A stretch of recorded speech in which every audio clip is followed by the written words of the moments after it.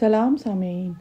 Hamid Faridi series का एक और बेहद दिलचस्प और ख़ूबसूरत नावल लेके हाजिर खिदमत हैं, औरत फ़रोश का कातिल। इसमें हमीद की महबूबा कह लीजिए या उसकी बहुत ही ख़ास दोस्त जो हमीद के बकौल उससे बहुत इश्क करता था, मोहब्बत करता था, वो लड़की शहनाज इस नावल में मौजूद है और हमीद और फरीदी की दिलचस्प नोक झोंक इसका हिस्सा है और इस नावल की खूबसूरती को बढ़ाता है। अगर आपने अभी तक चैनल को सब्सक्राइब नहीं किया, ऐसे ही सुन रहे हैं तो कर लीजिए, थोड़ा सा 1 सेकेंड लगता है सिर्फ। और अगर ऑलरेडी आप कर चुके हैं तो चेक ज़रूर कीजिएगा हर ऑल्टरनेट डेज़ पर। पार्ट 1। आज शाम ही से सार्जन हमीद ने काफ़ी हड़बोंग मचा रखी थी। अच्छा, यहाँ ये उस ज़माने का नावल है जब हमीद और फरीदी को ऑनररी खिताब कर्नल और कैप्टन का नहीं मिला था। हमीद सार्जेंट था और फरीदी इंस्पेक्टर। आज शामी से हमीद ने काफ़ी हड़बंग मचा रखी थी और इतनी सी बात थी कि उसने एक नुमाई जाने का प्रोग्राम बनाया था। उसने कई बार मुख्तलिफ रंगों के सूट्स बाहर निकाले और टाइयाँ लगा लगा के देख रहा था। फरीदी उसके बचपने पे दिल ही दिल में मुस्कुरा रहा था, लेकिन उसने दखल नहीं दिया था। आज वो भी नुमाई जाने के लिए तैयार हो गया था, जिसकी सबसे बड़ी वजह तो ये थी कि वो कतई बेकार था, वरना उस जैसे मशगूल आदमी को खेल तमाशों की फुर्सत कहाँ, और वैसे भी उसे इन चीज़ों से दिलचस्पी न थी। फुर्सत के औकात में वो ज़्यादातर अपने पालतू जानवरों से दिल बहलाया करता था।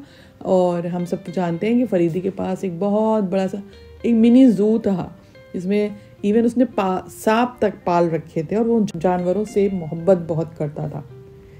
हमीद के चुटकुलों से लुत्फ़ अंदोज़ हो लिया करता था, या फिर उसका ज़्यादातर वक्त अपनी लाइब्रेरी में गुजरता था, क्योंकि फरीदी को मुताले से इश्क था। हमीद उसका मातहत तो ज़रूर था। अच्छा, यहाँ पे इस नावल में थोड़ी सी छोटी सी एक आध लाइन में समझ लीजिए, हमीद और फरीदी के दरमियान जो रिश्ता था वो बड़ी खूबसूरती से यहाँ पे बयान हुआ है कि हमीद उसका मातहत ज़रूर था, लेकिन उन दोनों के दरमियान किसी भी किस्म का रस्मी तकल्लुफ़ नहीं था, और यही चीज़ उनके दूसरे मातहतों को बहुत गरा गुजरती थी। अक्सर दबी ज़बान से अपनी खफगी का इजहार भी करते थे, लेकिन फरीदी वो हमेशा हंस के टाल देता था। उसके लिए हमीद छोटे भाई के जैसे था, और हमीद ने भी उसको हमेशा अपने बड़े भाई का दर्जा दिया था और बहुत ज़्यादा मोहब्बत भी करता था और इज़्ज़त भी। कई लोगों ने इस बात की कोशिश की कि सार्जन हमीद का किसी दूसरी जगह तबादला कर दिया जाए, वही इंसान की पुरानी आदत से कहते हैं हसद करने की, लेकिन वो इसमें कामयाब ना हो सके, क्योंकि बड़े अफसरान को बहरहाल कोई भी काम फरीदी की मर्जी के खिलाफ करने में कुछ ना कुछ तामुल तो होता था, क्योंकि फरीदी की पहुंच भी ऊपर तक थी। यही वजह थी कि हमीद का तबादला कहीं ना हो सका, वरना सार्जेंटों के तबादले तो आए दिन हुआ करते थे। इंस्पेक्टर फरीदी एक जौहर शिनास आदमी था। उसने पहले ही दिन से हमीद की सलाहियतों का अंदाज़ा लगा लिया था, और 2-3 मामलात में अपने साथ चांस देने पर तो वो उसका गिरवीदा हो गया था। और फिर उनके ताल्लुकात इतने बढ़ते गए, एक दिन वो आया कि हमीद इंस्पेक्टर फरीदी के साथ ही रहने लगा। इस वक्त भी उसकी कोठी में बैठा उसी के नौकरों पे ऐसे रोब जमा रहा था जैसे वो खुद उसी के नौकर हो। आप कौन सा सूट पहन रहे हैं? हमीद ने फरीदी से पूछा था। अरे भाई, कोई सा भी पहन लिया जाएगा, आखिर तुम्हें कपड़ों का खपत क्यों हो गया है आज? फरीदी ने पूछा। कोई खास बात तो नहीं है, हमीद ने हंसकर कहा। नहीं, तुमने ज़रूर कोई नई हिमाकत की है, मैं मान ही नहीं सकता। बात दरअसल ये है, आज हमीद रुकते हुए बोला था, बात यह है कि नुमाइश का तो महज बहाना है। क्या आपको नहीं मालूम कि आज इलेक्शनों में ख़ास प्रोग्राम है? सच कहता हूँ, बड़ा लुत्फ आएगा। तो ये कहिए, आप ही तशरीफ़ ले जाइए, फरीदी बिगड़ के बोला था। मेरे पास इन लगवियात के लिए वक्त नहीं है। अरे खुदा की कसम, बड़ा मज़ा आएगा, आज आप भी नाचिएगा। शहनाज के साथ उसकी एक सहेली भी होगी। अच्छा, और अब ये शहनाज क्या भला है? फरीदी हंसकर बोला था। ही वो ये बात है, वो मेरी दोस्त है, यानी कि ये बात है। हमीद कुछ शर्मा रहा था। जी हाँ, यही कि आपने कोई नया इश्क फरमाया है। जी हाँ। अरे देखिए ना, आप सच कहता हूँ, इस बार मैं 100% सच्चा इश्क करता हूँ उससे। बस ये समझ लिए कि मैं उसके बगैर जिंदा नहीं रह सकता, फरीदी ने तंज़ीह अंदाज में कहा था। अगर जिंदा रह भी लूं तो उस घर में नहीं रह सकता, और इस घर में रह गया तो दिन रात भू भू करके रोने के अलावा कुछ काम नहीं करूंगा। حمید کھسیانی ہنسی ہنسنے لگا. آپ چلیے تو اچھا نہ ناچیے گا لیکن چلیے نا. خیر چلا چلوں گا کیونکہ میں بھی تھوڑی سی تفریح چاہتا ہوں لیکن برائے کرم میرا وہاں تم کسی سے تعارف نہیں کرانا. چلیے اچھا منظور ہے, حمید نے مسکرا کے کہا. اچھا آپ جلدی سے اپنا سوٹ نکالیے, پہلے نمائش چلیں گے. یہ بتاؤ تمہیں ناچنا آتا ہے؟ فریدی نے پوچھا تھا. کیوں نہیں, میں فاکس ٹراٹ ناچ سکتا ہوں, میں والز ناچ سکتا ہوں. بس بس بس, فریدی نے ہاتھ اٹھا کے کہا. ابھی امتحان ہو جاتا ہے. فریدی نے ریکارڈز کے ڈبے میں سے ایک ریکارڈ نکال کے گراموفون پہ چڑھا دیا. ایک انگریزی طرز کا نغمہ کمرے میں گونجنے لگا. اچھا بتاؤ کیا بج رہا ہے؟ فریدی نے حمید کی طرف دیکھ کے مسکراتے ہوئے کہا تھا. حمید بوکھلا گیا لیکن اپنی گھبراہٹ کو مسکراہٹ میں چھپاتے ہوئے بولا, ماڈرن فاکس ٹراٹ. فریدی نے قہقہا لگایا. بس اسی بلبوتے پہ ناچنے چلے تھے جناب. اچھا تو پھر آپ ہی بتائیے کیا ہے؟ حمید نے پوچھا. والز ہے. میں مان نہیں سکتا. اچھا اگر فاکس ٹراٹ ہے تو ذرا ناچ کے دکھاؤ. کس کے ساتھ ناچوں؟ میرے ساتھ. آپ کو ناچنا آتا ہے؟ ارے حضور تشریف تو لائیں. فریدی نے ایک بایاں ہاتھ حمید کی کمر میں ڈال دیا اور حمید کا بایاں ہاتھ اپنے کندھے پہ رکھتے ہوئے بولا. او تو گویا آپ مجھے عورت سمجھ رہے ہیں, میں کندھے پہ ہاتھ نہیں رکھوں گا. حمید نے جھیپ کر پیچھے ہٹتے ہوئے کہا تھا. گدھے ہو. فریدی نے اسے اپنی طرف واپس کھینچتے ہوئے کہا. آؤ تمہیں ناچنا سکھاؤں.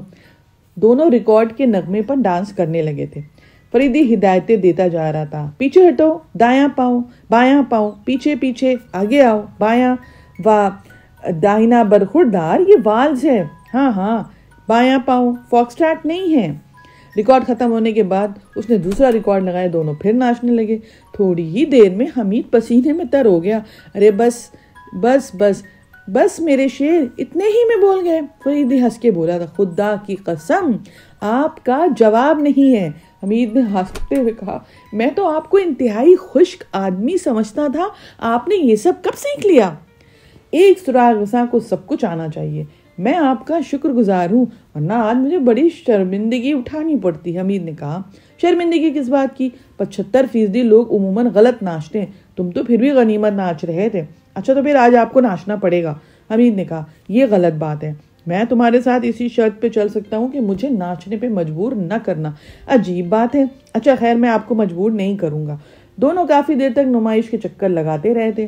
حمید کی یہ کیفیت تھی, وہ ہر حسین عورت کو قریب سے گزرتے دیکھ کر فریدی کا ہاتھ دبانا ضروری سمجھتا تھا.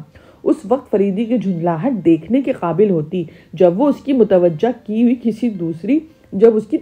کسی دوسری طرف سے ہٹا کے عورت کو دکھانے کی کوشش کرتا.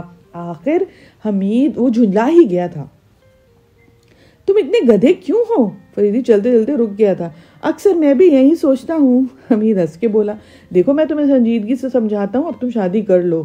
اگر کوئی شادی شدہ آدمی مجھے اس قسم کی نصیحت کرتا تو میں ضرور مان لیتا. حمید مسکرا کے بولا تھا. اگر یہ ممکن نہیں تو پھر تم میری ہی طرح عورتوں کے معاملے میں پتھر ہو جاؤ. آپ تو خواہ بات بڑھا دیتے ہیں. حمید نے برا مان کر کہا تھا. کیا اچھی چیز کی تعریف کرنا جرم ہے؟ جرم تو نہیں ہے, لیکن ہمارے پیشے کے اعتبار سے یہ رجحان خطرناک ضرور ہے. حمید نے اس کا کوئی جواب نہ دیا تھا.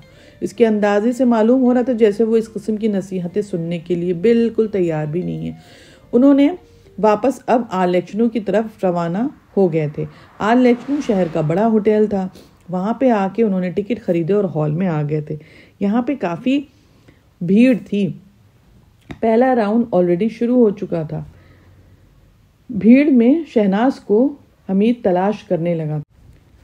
یہاں پہ یہ خوبصورت دلچسپ داستان ہم یہیں ختم کرتے ہیں. مجھے امید ہے کہ آپ کو مزہ آنے لگا ہوگا.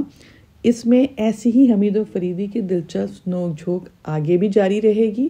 ہم دیکھیں گے اگلے پارٹ میں کہ کیا فریدی بھی رقص کرتا ہے. اگر آپ نے ہمارے چینل کو سبسکرائب کر لیا ہے اور مجھے یقین ہے کہ کر لیا ہے تو ہر آلٹرنیٹ ڈیز پہ چیک بھی کر لیا کریے. شکریہ.